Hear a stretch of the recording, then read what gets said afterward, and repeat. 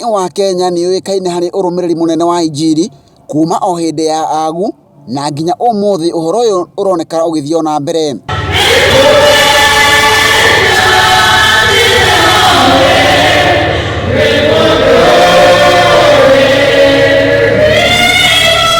Itanya inene rikoragwo riri guthomithia na guteithiriria etikia gutaukwo maandiko na oho injiri kuri ituri ciothe.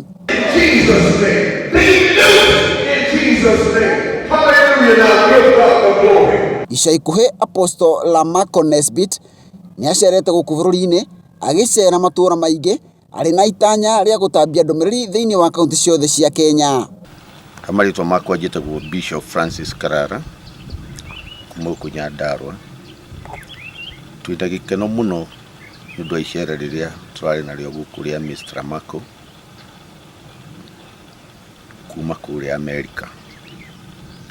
Gaguthiurukanga nituramuonirie project nyingi iria angetuteithia.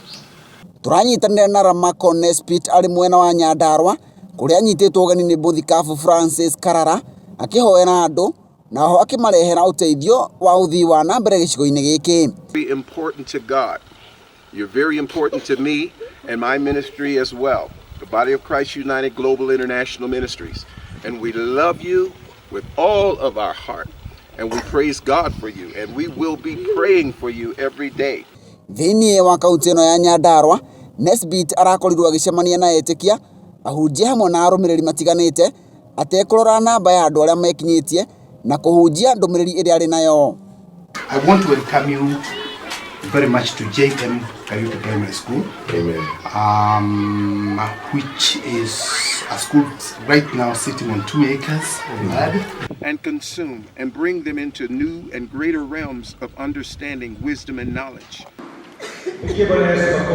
Itukuhoya Ngai amuteithie undu ucio tuike wa gukinyanira tondu maundu mothe mangia kuigwo mbere ya Ngai ni macokaga gutuika maundu matu kana kindu hatari.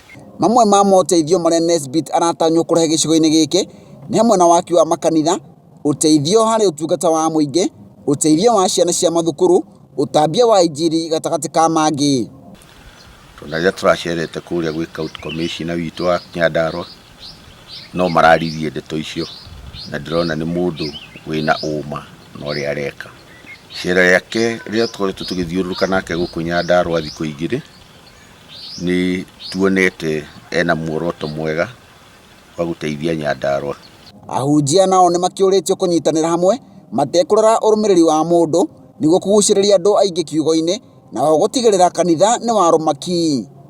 Tunaja turathiururuka guguo ni aragia na time ya kuhoera bururi uyu witu ni undu wa thayo na ucio ni undu mwega muno.